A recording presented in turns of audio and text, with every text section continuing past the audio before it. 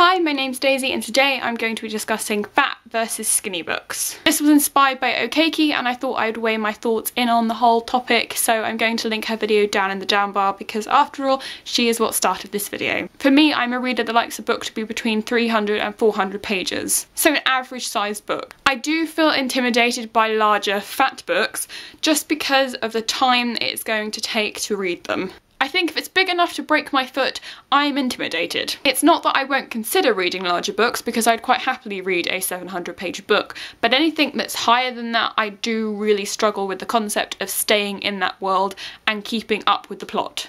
Especially when it's high fantasy, which I always feel takes longer to read. This year so far I have read quite a few smaller books that range between 170 pages to 280 pages, and if they're contemporary I can read them twice as fast. Like Okeki said, personally I feel that if I read a lot of smaller books, like if I read 3 small books versus a really big book, I feel more accomplished in the fact that I've read 3 rather than 1.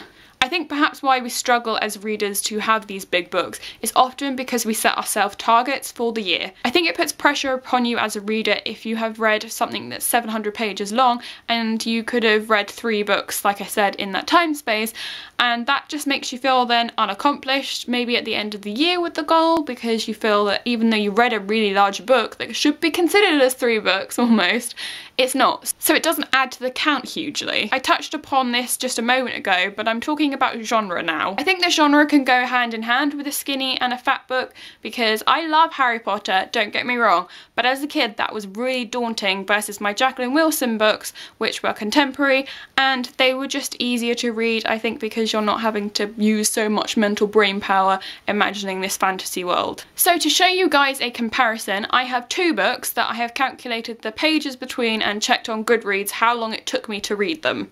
I have Shadowkiss, which is a Vampire Academy novel, which has obviously got vampires in, so that makes it a fantasy sort of book. And I have Wait For You, which is a contemporary book. I'm taking the actual stories count because both of these have extra bits at the end. So Shadowkiss is 443 pages long. This took me 6 days to read according to Goodreads. And Wait For You is 389 pages long. This took me a day to read. So when you look at it like that there's pretty much about 50 pages difference in these, which it would be about an hour reading for me.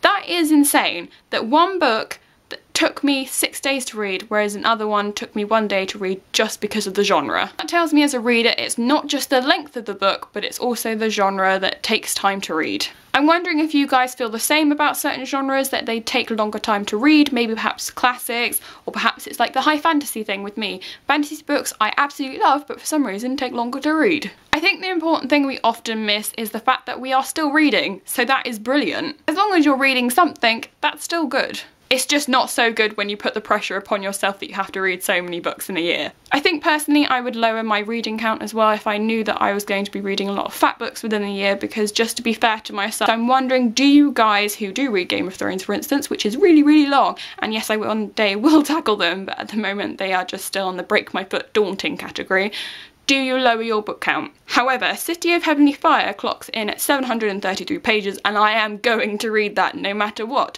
So I think it depends equally as well how enthusiastic you are for the book. Those were my thoughts on skinny versus fat books, but I want to know what your thoughts were, whether you find the same similar problems, and especially the whole genre thing. I'm really interested to know as a community what you guys find harder to read. So let me know in the comments. Have an awesome weekend and thank you for watching, thank you for subscribing, and happy reading. Bye bye!